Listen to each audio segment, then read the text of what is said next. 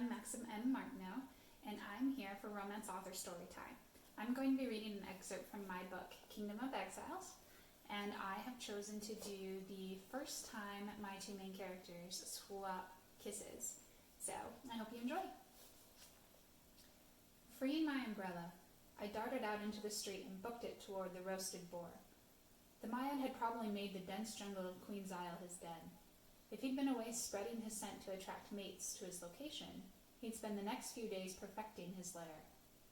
It was either strike now, or wait and possibly face two Mayans at once, or three, if two separate females decided to follow his trail. Chances of taming were low already. If more appeared, death wasn't just a risk, it was a guarantee. But I still needed a murderer's blood to complete the taming. My mind reeled at the options.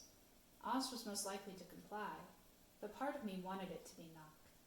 I didn't dare examine that notion long enough to understand why. As if my thoughts somehow summoned the damn assassin, I hiked up the groaning steps of the inn to find him already lingering on the wraparound porch. The rain seemed to harden to ice, and I froze in place. Sleeves rolled past his elbows. He wore a black tunic that hugged the hard cut of his body. My heart thrummed against my ribcage. Morning. He parked a hip on the railing, turning his back to the road. Morning. I couldn't stand his slate eyes, so sharp and calculating and inquisitive.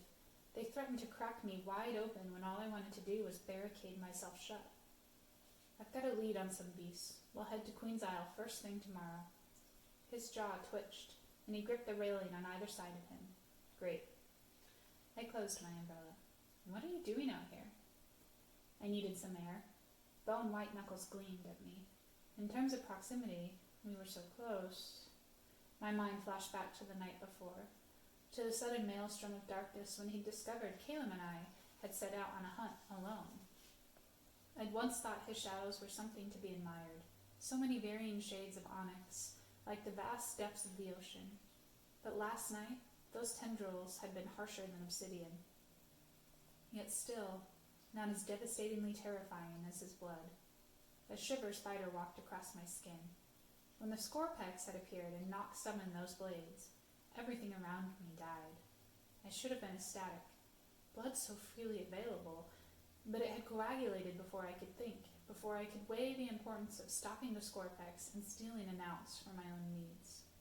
As quickly as it had appeared, he'd sharpened it into a weapon that whispered of devastation, and he'd held death in his palms, controlled it. Nock, I started. Can I ask you something?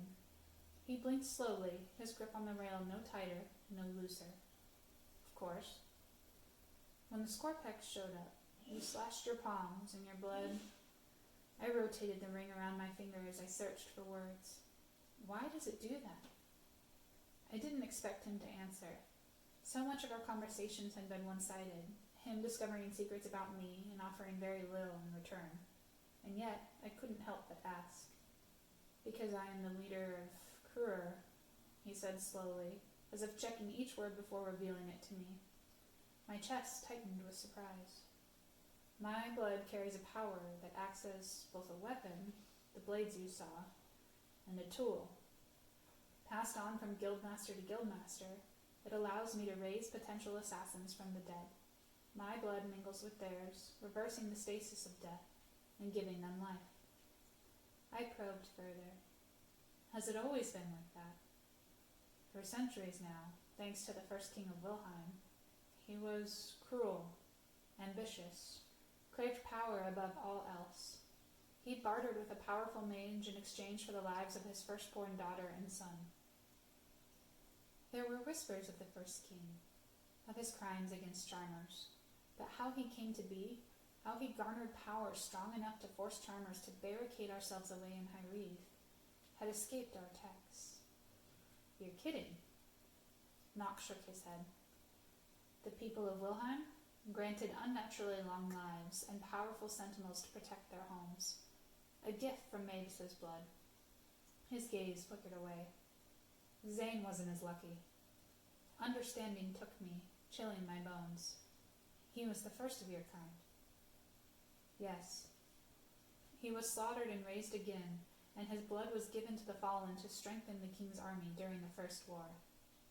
Above our heads, the rain intensified, slamming itself into the thatched roof of the inn, leaking through with a steady drip along the patio. Water gathered on the floor in places where the roof was weak. Knock shifted, the toe of his boot casting ripples in one of the puddles.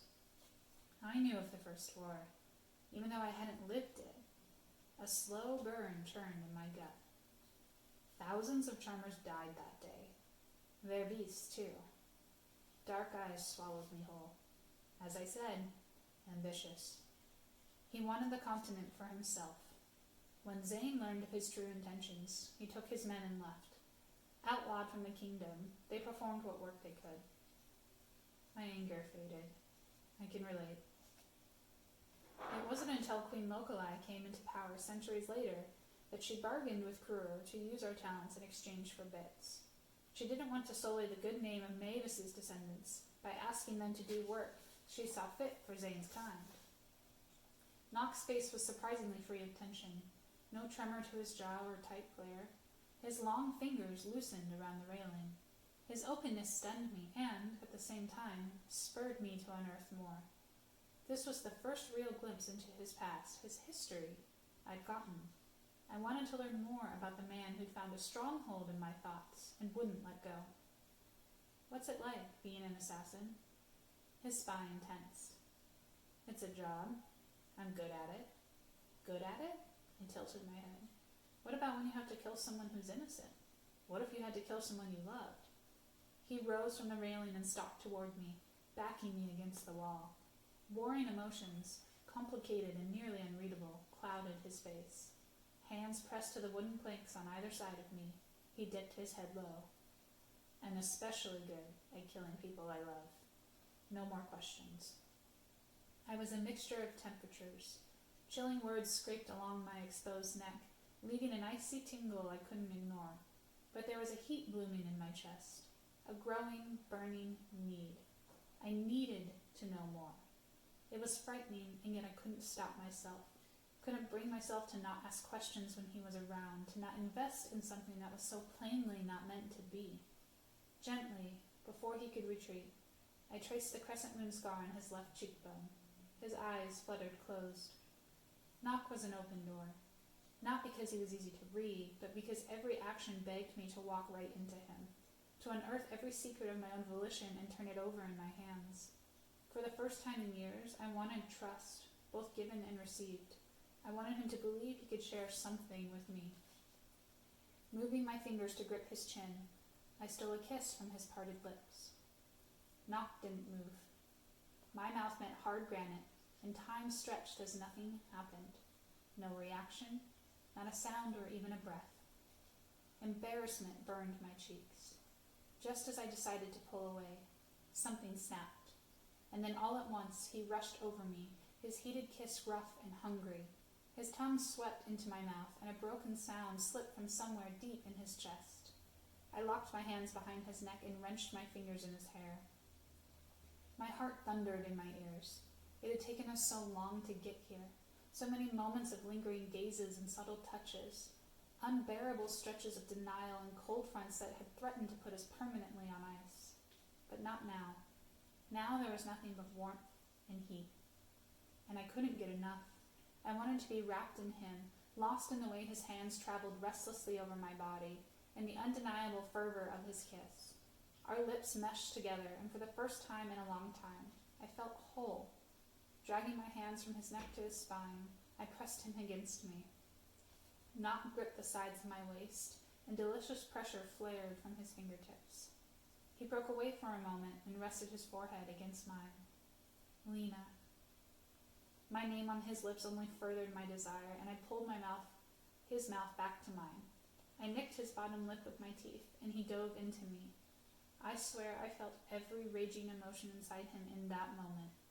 Longing mixed with pain and uncertainty. It was so visceral and raw that I nearly went limp in his arms.